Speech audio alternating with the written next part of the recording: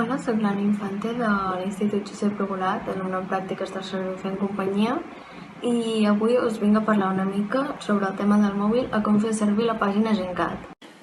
Obrirem Safari, Google o el que tinguem i buscarem Gencat en el buscador. Després ens clicarem a la primera pàgina que ens surt, a la primera web.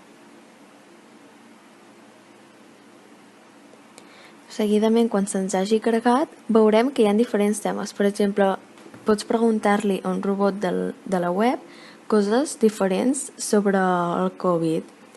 També hi ha coses diferents de Catalunya i també hi ha els correus i, més ben dit, el número de telèfon de Gencat i hi ha diferents temes destacats.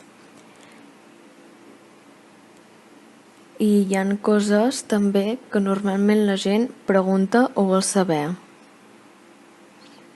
Per exemple, si ara volem entrar a Salut, cliquem només una vegada i ja anirem a la pàgina de Salut, on hi ha diferents notícies i coses que ens poden servir. Per exemple, si estàs malalt, què pots fer?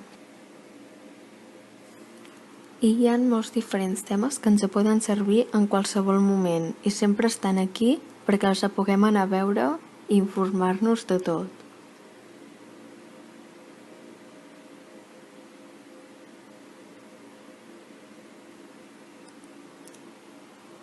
I si anem a les 3 línies de dalt i pitgem, hi ha, per exemple, els d'actualitat.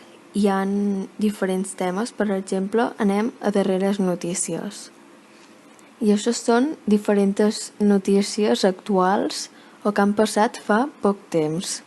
I aquí pots clicar cadascuna de les notícies per veure més informació sobre el que ha passat.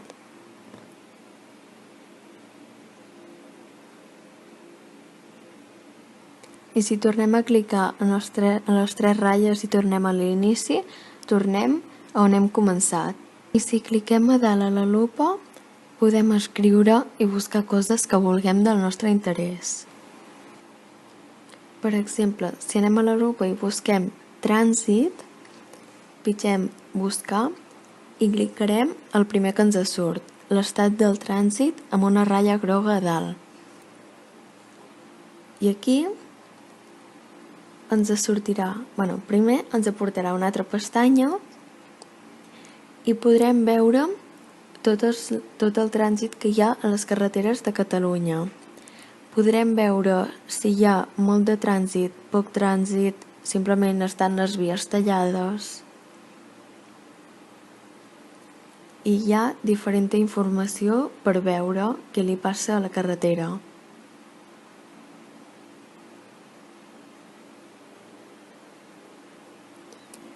Una altra cosa que també podem veure és què li passa a la carretera, per exemple, si està en obres, si hi ha hagut un accident, si és només que la circulació va lenta, etc.